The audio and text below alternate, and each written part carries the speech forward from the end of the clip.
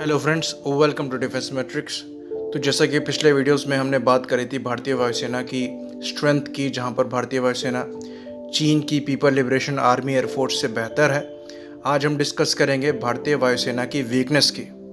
तो हमारे भी कुछ शॉर्टकमिंग्स हैं जिनको हम सॉर्ट आउट करने की कोशिश कर रहे हैं और उन्हें भी जानना ज़रूरी है ताकि हम जो स्थिति है उसका सही असेसमेंट कर सकें।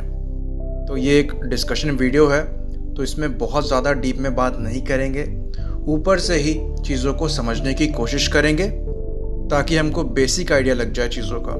तो पिछले वीडियोस में हमने जाना कि कैसे भारतीय वायुसेना को एक ज्योग्राफिकल एडवांटेज है और कैसे भारतीय वायुसेना के जो विमान हैं वो बेहतर हैं चीन के ज़्यादातर विमानों से।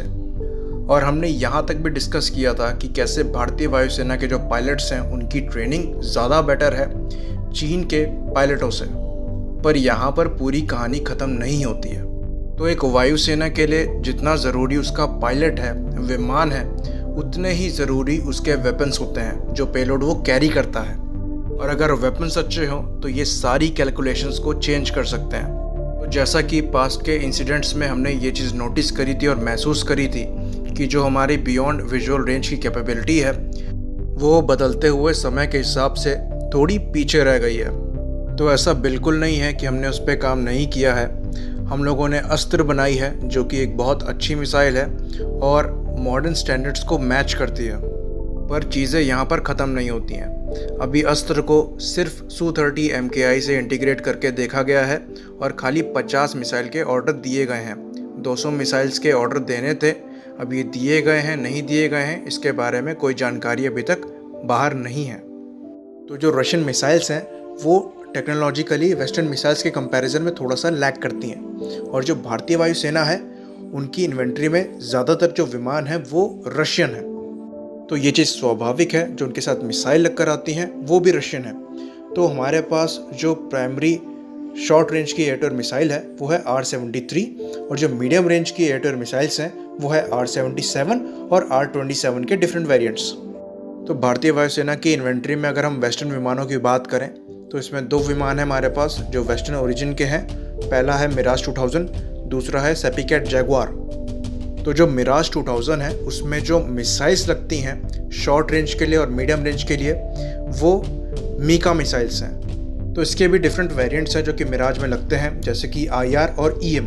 जो IR है उसका जो गाइडेंस सिस्टम है वो इंफ्रारेड गाइडेंस है और जो EM है उसका गाइडेंस सिस्टम है एक्टिव रडार होमिंग का। वहीं पर अगर जैगुआर्स की बात करें तो ये खाली शॉर्ट रेंज की एयर टू एयर मिसाइल्स को यूज़ करता है जो कि ब्रिटिश ASRAAM है। तो शॉर्ट रेंज के लिए ASRAAM को बहुत ही घातक मिसाइल माना जाता है। वहीं पर अगर रफाल की बात करें तो रफाल में जो मिसाइल्स लगी हुई हैं वो हैं MBDA की मीटियोर और मीका मिसाइल्स। पर यहाँ पर हम बात करंट सिनेरियो की कर रहे हैं, प्रेजेंट सिचुएशन की कर रहे हैं, जहाँ पर हमारे पास रफाल नहीं है। तो इस चीज़ को हम एक्सक्लूड कर देंगे डिस्कशन से। तो वहीं पर अगर हम लॉन्ग रेंज की एयर टू एयर मिसाइल की बात करें जो कि भारतीय वायुसेना की सर्विस में है तो उसमें नाम आता है K-100 का या फिर KS-172 का। तो इस मिसाइल का जो प्रोजेक्ट है वो 1990s में फंड्स की वजह से रुक गया था, पर इसको दोबारा चालू किया गया था 2004 के बाद जब इंडिया से डील हो गई थी। तो इस मिसाइल की जो रेंज है उसको मिनिमम 200 किलोमीटर बताया जाता है और बताया जाता है कि इसकी पॉसिबिलिटी है कि इसकी रेंज करीबन 400 किलोमीटर तक की हो। तो अब आगे चलकर हम Chinese air to air missiles की बात करेंगे और उन्हें कंपेयर करते हुए चलेंगे भारत की एयर टू एयर मिसाइल्स से। तो यहीं पर अगर बात करें चाइना की पीपल लिबरेशन आर्मी एयरफोर्स की तो उनकी सर्विस में भी काफ़ी रशियन एयरक्राफ्ट हैं, जैसे कि Su-27 SK हो गए, Su-30 MKK हो गए और सबसे लेटेस्ट Su-35। तो जो उनके साथ वेपन पैकेज हैं वो भी रशियन है और सिमिलर है जो कि भारतीय वायुसेना यूज़ करती है। तो यहाँ तक तो मामला बैलेंस्ड लगता है, पर चाइना ने इंडिजिनस वेपन को डेवलप करने में काफ़ी ज़्यादा मेहनत करी है और काफ़ी अपने खुद के मिसाइल सिस्टम्स निकाले हैं। तो अगर बात करें चाइनीज़ इंडिजिनस मिसाइलों की तो शॉर्ट रेंज में जो मिसाइलें आती हैं वो है PL-8, PL-9, PL-10 और PL-11। वहीं पर अगर मीडियम रेंज की मिसाइल की बात करें तो वो उनकी खुद की PL-12 है और अगर लॉन्ग रेंज की मिसाइल की बात करें तो वो उनकी PL-15 है। तो शुरुआत करते हैं शॉर्ट रेंज की एयर टू एयर मिसाइल से जो कि PL-8 है। तो जो PL-8 मिसाइल है वो एक्चुअली बेस्ड है इजराइल की पाइथन 3 पे। तो 1980s में चाइना ने इजराइल के साथ डील करी थी लाइसेंस प्रोडक्शन के लिए पाइथन 3 का चाइना में। तो उन्होंने इस प्रोजेक्ट को नाम दिया नंबर 8 प्रोजेक्ट। तो यूजुअली चाइना क्या करता है कि कोई भी प्रोडक्ट जिसको वो लाइसेंस मैन्युफैक्चर करता है उसको 70% इंडिजिनस बना लेता है, तभी उसका नाम इंडिजिनस रखता है। पर यहाँ पर पाइथन 3 को शुरुआत की ही स्टेज में PL-8 बोला जाने लगा। तो ये चीज़ करी गई थी इजराइल और चीन के रिश्तों को छुपाने के लिए। तो ऐसी और भी कई डिफेंस डील हैं जो कि पर्दे के पीछे चीन और इजराइल के बीच में हुई हैं। तो शुरुआत के जो PL-8 के वर्जन्स थे वो चीनी रडार के साथ कंपैटिबल नहीं थे, तो वो खाली ब्रिटिश और इटालियन रडार के साथ अपनी पूरी कैपेबिलिटी में वर्क कर पाती थी जब उनको यूज़ किया जाता था, जो कि चाइना के सर्विस में थे। बाद में PL-8 को बनाने के बाद चाइना को एक्सपीरियंस मिला और उसने PL-9 बनाई, जिसके बाद से जो सीकर है उसको चेंज किया गया और PL-8 को भी बनाया गया चाइनीज़ रडार द्वारा पूरी तरीके से यूज़ करने लायक। तो अगर यहीं पर हम PL-8 की इन जनरल बात करें तो जो इसकी मैक्सिमम स्पीड है वो मैक 3.5 की है और जो ऑपरेशनल रेंज है वो 20 किलोमीटर की है। इसका जो गाइडेंस सिस्टम है वो इंफ्रारेड होमिंग पर बेस्ड है और ये काफ़ी अच्छी मिसाइल थी पर अब आउटडेटेड है। तो ये R-73 के कंपैरिजन में थोड़ी सी इन्फीरियर मिसाइल है। तो अब यहाँ से हम बात करते हैं PL-9 मिसाइल की। तो जो PL-9 मिसाइल है वो भी शॉर्ट रेंज की एयर टू एयर मिसाइल है और वो भी गाइडेंस के लिए इंफ्रारेड सीकर को यूज़ करती है। तो इसका जो IR सीकर है वो liquid nitrogen gas cooled cryogenic Sikar है और इसकी जो ऑफ बोर्ड कैपेबिलिटी है वो ±40 डिग्रीज की है। वहीं पर अगर मैक्सिमम रेंज की बात करें तो वो 35 किलोमीटर की है। तो कहा जाता है कि जो इसकी हिट प्रोबेबिलिटी है वो 90% के अराउंड की है अगर टारगेट अप्रोचिंग हो। तो इसको कंपेयर किया जा सकता है R-73 के पुराने वर्जन से, पर जो वर्जन 1997 से प्रोडक्शन में है यानी कि R-73M, उसकी जो ऑफबोर्ड कैपेबिलिटी है वो ±60 डिग्रीज की है, तो वो इससे बेटर मिसाइल है। तो अब बारी आती है चाइना की PL-10 की। तो जो PL-10 मिसाइल है वो इनकी next generation close combat air to air missile है। तो इस मिसाइल का जो सीकर है वो इमेजिंग इंफ्रारेड है। तो इस तरह के सीकर्स को काउंटर मेजर द्वारा डिफ्लेक्ट करना काफ़ी मुश्किल होता है, जैसे कि आपके फ्लेयर्स हो गए। तो जो इनकी हिट प्रोबेबिलिटी है वो काफ़ी ज़्यादा बढ़ जाती है। साथ ही साथ इस मिसाइल की जो ऑफ बोर्ड कैपेबिलिटी है वो ±90 डिग्री की है, तो ये हेलमेट माउंटेड साइट के साथ और भी ज़्यादा डेडली हो जाती है। साथ ही साथ इसमें थ्रस्ट वेक्टरिंग नोजल्स को भी दिया गया है, जिसकी वजह से ये मिसाइल अपने आप को काफ़ी हाई जी के मैनूवर्स तक पुश कर सकती है। तो इस मिसाइल को R-73 के साथ कंपेयर नहीं किया जा सकता क्योंकि ये उससे एक जनरेशन आगे है। ये मिसाइल कंपेयर होती है मीका IR से, जो कि हमारे मिराज 2000 एयरक्राफ्ट्स में लगी हुई हैं। तो चाइना ने इस मिसाइल का एक नेक्स्ट वर्जन भी बना रखा है जिसे वो PL-10E कहते हैं। तो उनके हिसाब से जो PL-10E है वो 60G तक के भी मैनूवर्स परफॉर्म कर सकती है। तो अगर इन नंबर्स को माने तो ये मिसाइल कैपेबल होगी ऑलमोस्ट 100% हिट प्रोबेबिलिटी देने की, क्योंकि जो मीका मिसाइल है वो 50G तक के मैनूवर्स परफॉर्म कर सकती है। तो इसकी जो रेंज है वो बताई जाती है करीबन 20 किलोमीटर की और जो मीका की रेंज है वो अराउंड 50+ किलोमीटर्स की है। वहीं पर इस मिसाइल को जैगुआर की ASRAAM से भी कंपेयर किया जा सकता है।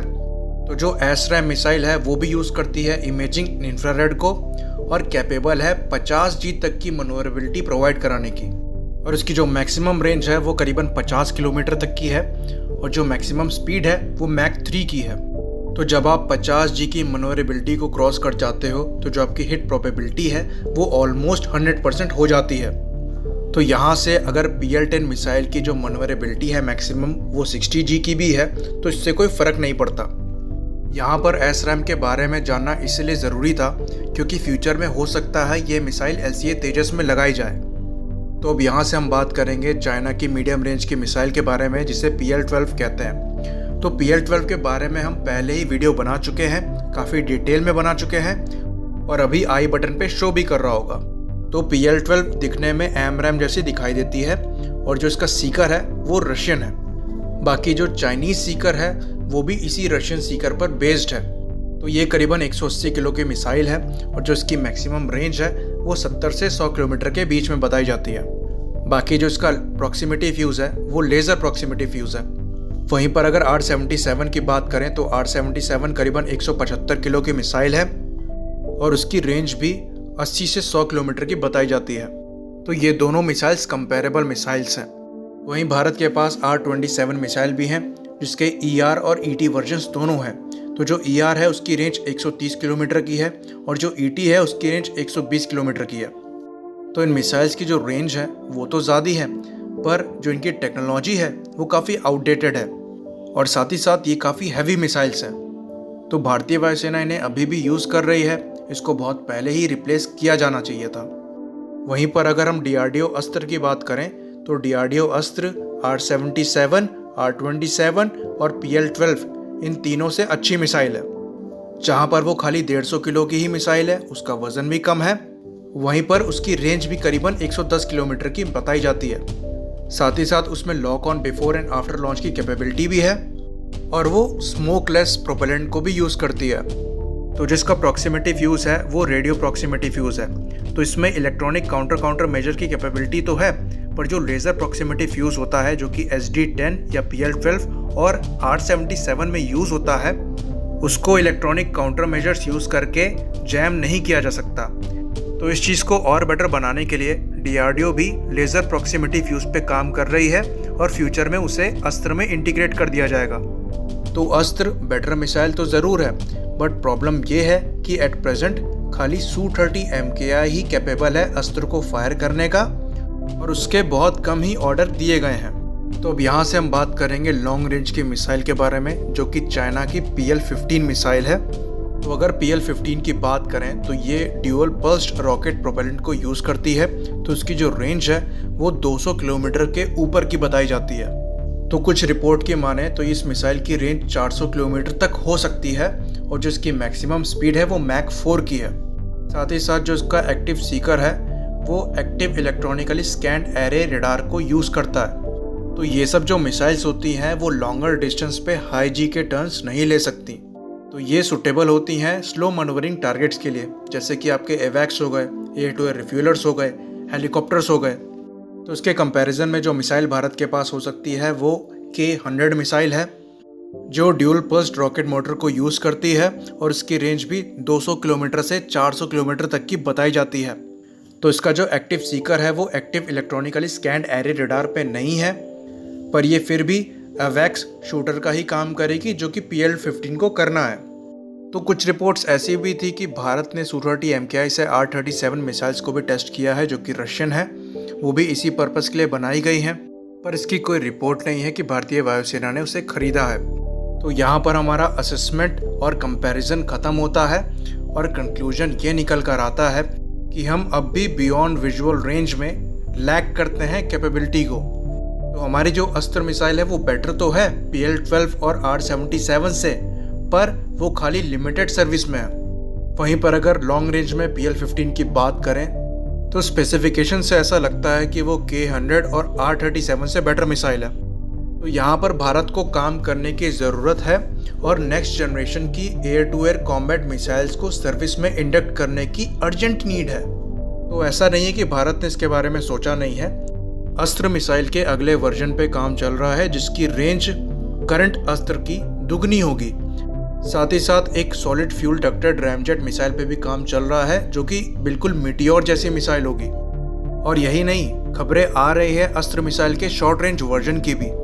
तो डेफिनेटली हमारे प्रोजेक्ट्स चल रहे हैं, पर हम काफ़ी पीछे हैं। हमारे यहाँ पर काम चल रहा है और चाइना के साथ चीज़ें सर्विस में हैं। आई होप कि ये वीडियो आपको यूज़फुल लगा हो और इसी बात पे इसे ख़त्म करते हैं। लाइक करिए, सब्सक्राइब करिए। जय हिंद।